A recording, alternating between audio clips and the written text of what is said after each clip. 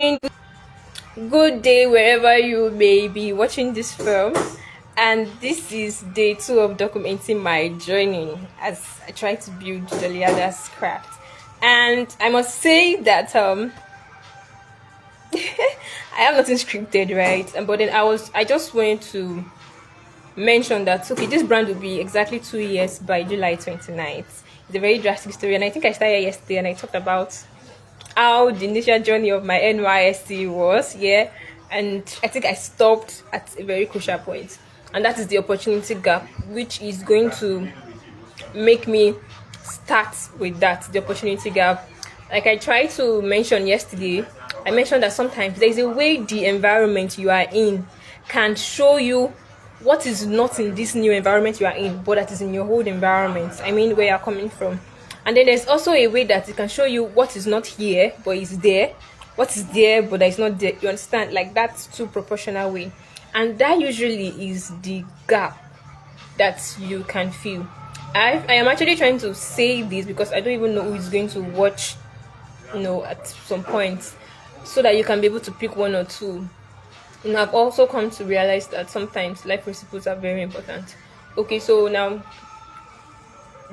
for day 2 of my journey, I'll talk about how that yes, like I mentioned, I was going to school back and forth. I was posted to a primary school. Like I said, DollyhadasCraft started during my NYSC. In fact, I was already 5 months into the NYSC already.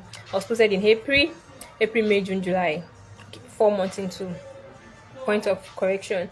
So now after I resumed my PPA in June fully. I was going to school back and forth, and I'm just kind of that person that I'm not really used to just staying idle. So I just looked and say, okay, what am I going to do? I'm not really going to fall into the trap of wishing to go back home. Of course, the stress that came with the NYS actually made it look like that. And then that was where I saw that people were using baskets, and it's not just one, not three, not four, not five, not 20, not 50, like a large number of persons. I'm like, wow, why are they using baskets? The last time I used that was when I was in primary school, and then that was why I just said, you know what, I think I can do this craft. I think I can do this because I already had the skill. Then I went ahead to say, okay, I'm going to do this. But then I would like to note that even if I said yes, I was going to make bags, I like to make it clear that there was nobody that was going to support me. Because to everybody, they were like, oh, finish NYSC and go back home now. She is just 1 year. And then also, I just really did not want to stress anybody. So I just started, I had it in my mind that, okay, I was going to do this. And then I remember that at different points, I started looking for where I was going to buy the material. And I'm going to link this to faith. Sometimes even the scripture mentioned that faith without works is vain. Sometimes if you say you are going to do something, you have to prove to the entire universe, to the entire world, that you are very serious about this thing. So that was how I just went around, look for where I could get the materials, and I realized that okay, getting it in Makudi here is not really, they are not enough. I needed to get it somewhere else. Lagos was far. The way Bill was going to finish my tiny investment or whatever, yeah. So that was how okay, fine. I got a number and said, okay, I can get it in Abuja. Abuja is very close to Makodi. And yes, I already ticked my boss. I can get the materials in Abuja. But then where is money going to come from? And I lie not, I was very scared who was going to buy this. But then I think one thing I also did was that I started telling people what I could do. Now here's a very funny story. So in my PPA gave me an accommodation. It's something that most coppers can enjoy. If you are posted to school particularly, so they tend to give accommodation. So I was given an accommodation where other staffs were living. And one day, one of the teacher came to my class. She wanted to see the class teacher because at that time I was just an assistant class teacher. And she was talking with her, and when she was done, just a way of saying hi to me. Just say, you copper, what did you even study? And I said, oh, I studied home economics education. No. Each time I tell people I studied home economics, they tend to say, oh, you're going to be a great cook. So that was what she said. She said, "Oh, you're going to be a great cook." But you're not cooking at home. Since I got to Benue State around that June, July, I still have plenty money. So I was feeding on junks. I was eating conflicts and golden so I was not cooking. So I just laughed about it. And I told her, I am very quick to school people when they have a particular orientation about what I do or about me. And I think you should actually learn. Just don't just keep quiet, except you don't want to engage in conversations. So I told her that in home economics, there are several sectors. There is the garment making. Yes, there is the food and nutrition. And there is home management. I majored in the garment making, so I learned how to sew clothes while I was in school. So I was explaining that to her. And then I was quick to include that I can also make bags. Oh, she was like, really?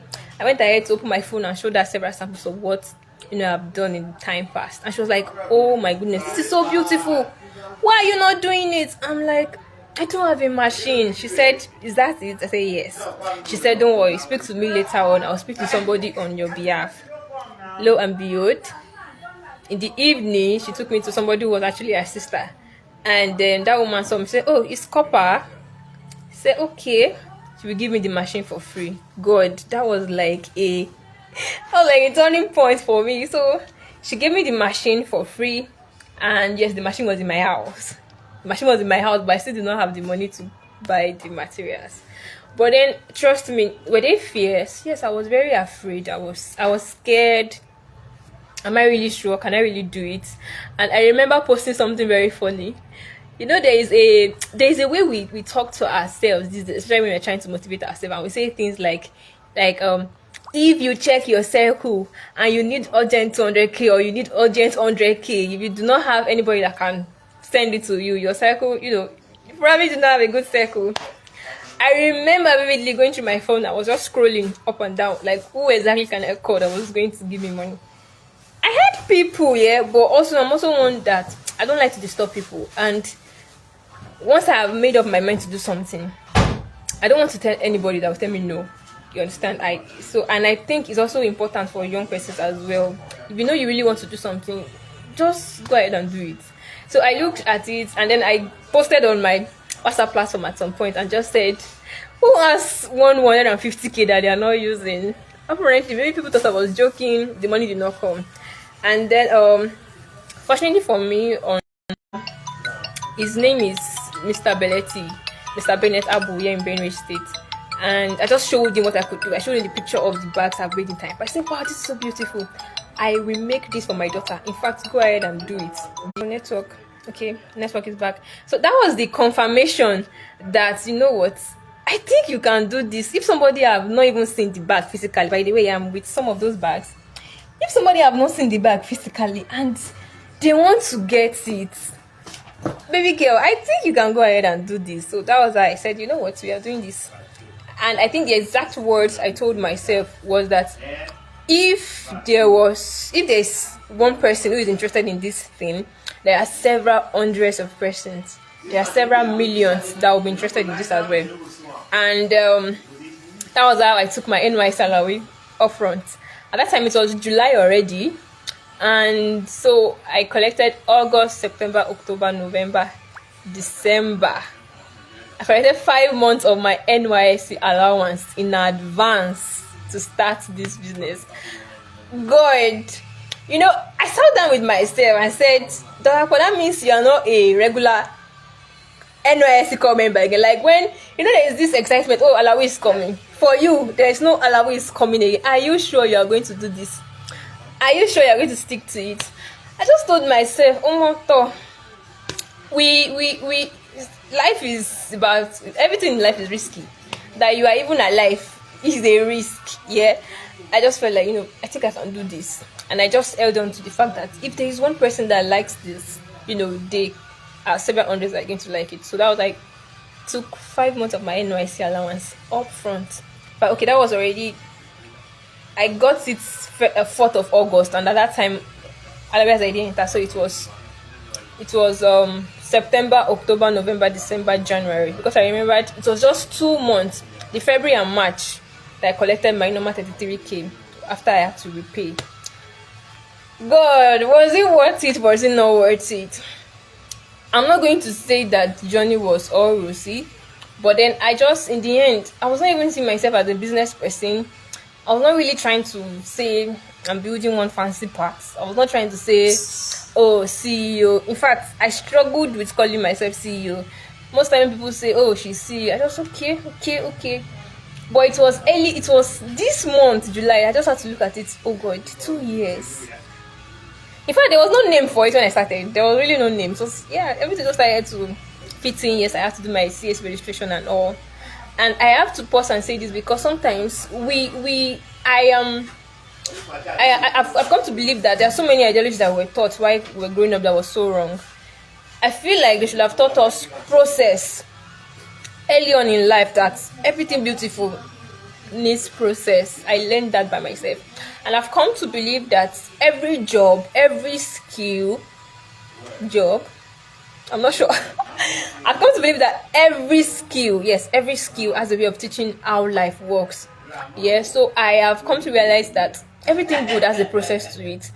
So I took the money and I delivered the very first one to the person who ordered, and they were blown out of their mind. They were like, wow, this is so beautiful and it's going to last. One thing about the product is that most times I don't really need to do too much, and I think that was one of the things that helped me. I know if I tell people I'm shy, they might not really believe. But then I don't do too much talking when it came to the product. Like, people literally see it and they just go around talking about, oh my God, this is going to last. This is so beautiful. This is so unique. Are you sure you did it by yourself? Or are you sure you bought it from Lagos? This Yoruba girl, you know, all those kind of things. So yes, the products made actual sense. And this 2 years journey have just built me in several ways. In fact, earlier today I looked at a post of Mr. Sheyi Vodi. Yes, Mr. Sheyi Vodi, the same one, and he was talking about how that, when we ask for things from God, He does not necessarily give us that thing. In the end, it could be it's the capacity, it is who we become in that process that is very important. And I was actually going to mention this as well. When I actually started, I have delivered that one, and yes, I've used over 130,000 naira to buy materials. So I was looking at materials in the house. Materials were looking at me. We need to turn it to money.